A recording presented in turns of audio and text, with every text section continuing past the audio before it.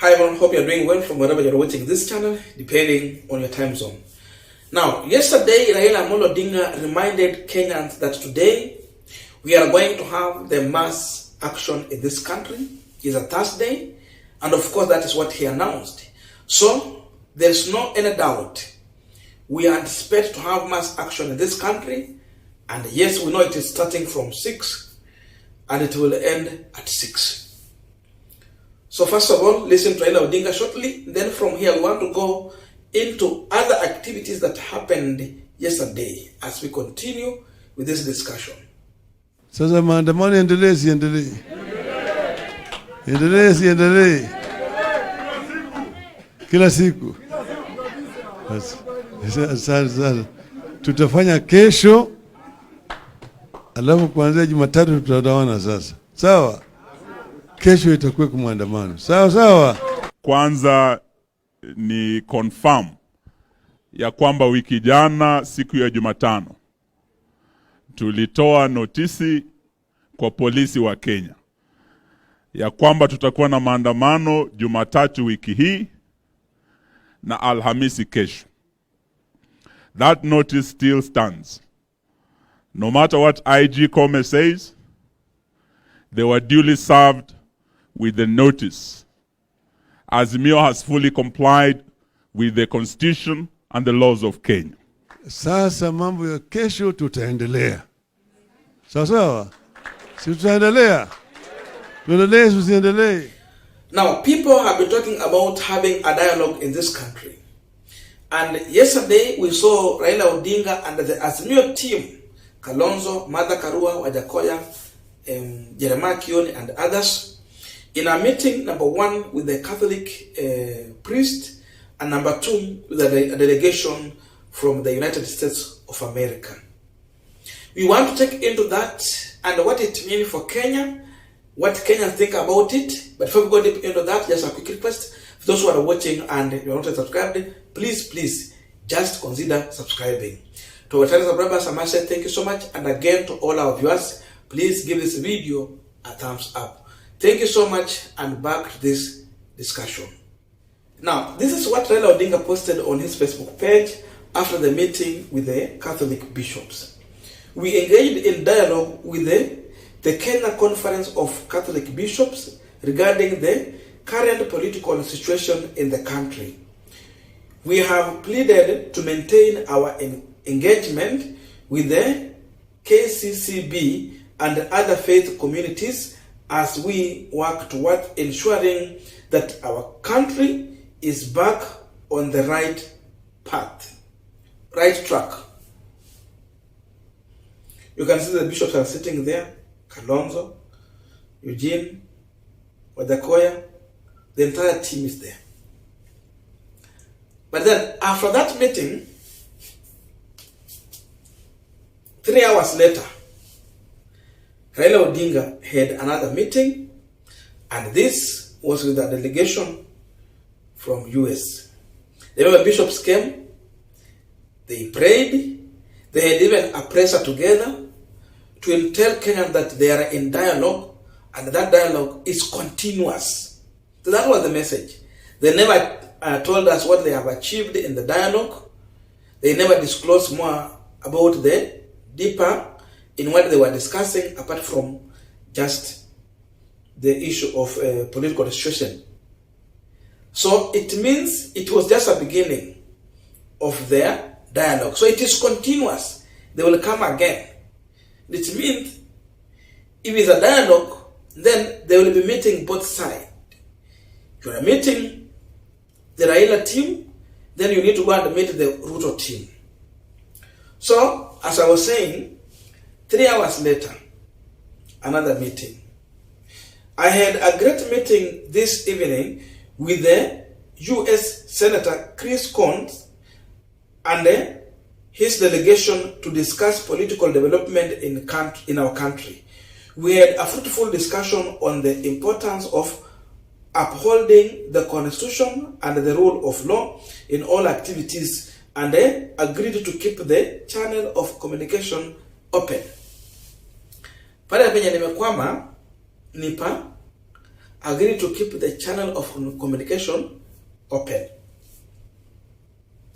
First of all, in my view, my first impression on this is that the US delegation have come with a message. And because I'm talking about continue keeping the channel of communication open, it means the Azimio side might have not agreed to the US position. Remember, if you ask the bishops and the US delegation, what are they looking for? In my view, these people are looking for bringing Raila Odinga and William Ruto together on one table for a dialogue.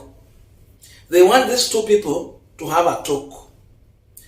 That is the main aim.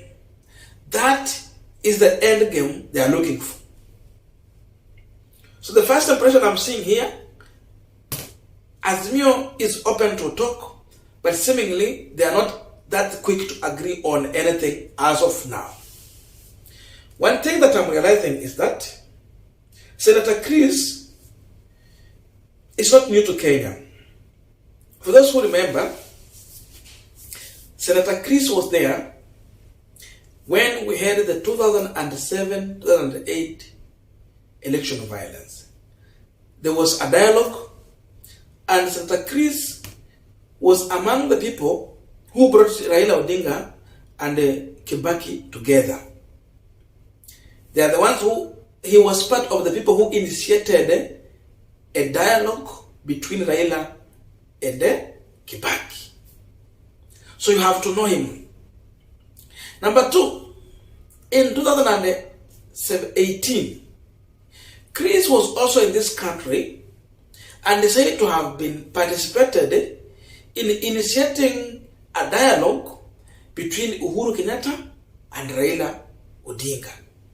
So he was in Kibaki dialogue, he has been in Uhuru dialogue, and now he is in the Ruto Raila dialogue. So it's not new.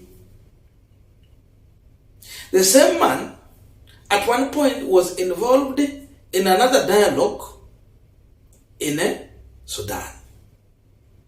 So he was at once in Sudan to initiate the same kind of dialogue. The same man has also participated in another dialogue in Ethiopia.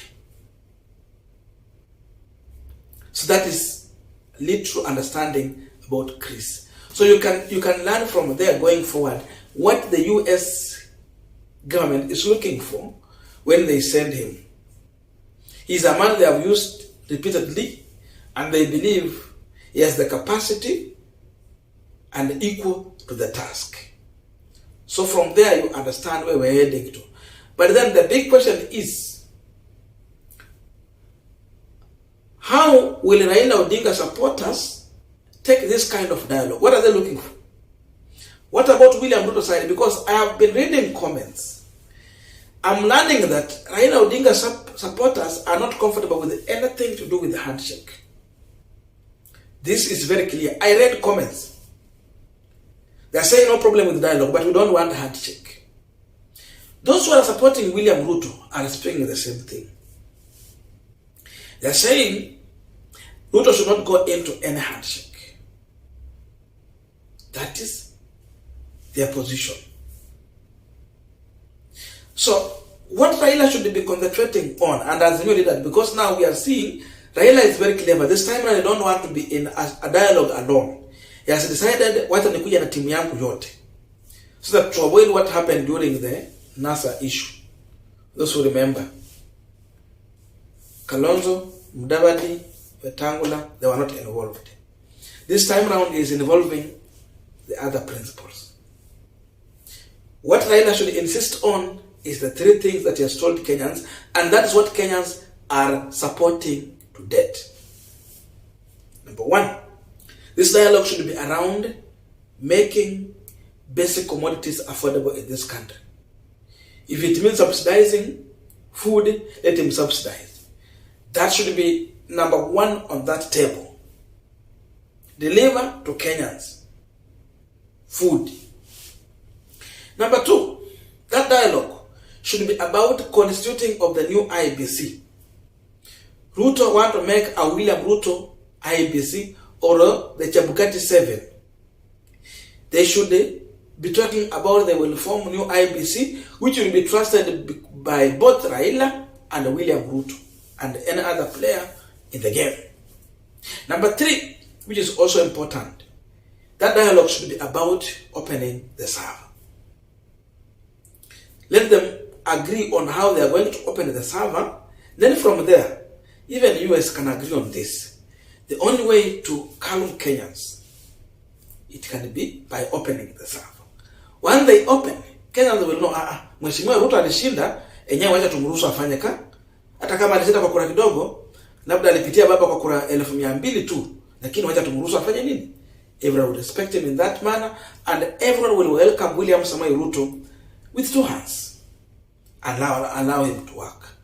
But if it will be otherwise, then the Kenyans will have to think if they're going to remain with this situation or if they have to insist that Raila should be their leader. In my view, that is what should be taking place in this dialogue. The truth is that you cannot initiate such kind of a dialogue when the state is not aware. So my landing here could be the Uhuru Kenyatta, not Uhuru, William Samoei Ruto is aware of this dialogue, and he might be the one who has now been asked these leaders to reach out to Raila Odinga, because remember he's not in the country, and the US wrote a letter addressing him and addressing Raila Odinga. So he has been told you have to sit down and initiate a dialogue. So it is Ruto who needs this dialogue even more than the Azimio. I don't know your views, but I would be happy to read your comments. Thank you so much and see you in our next video.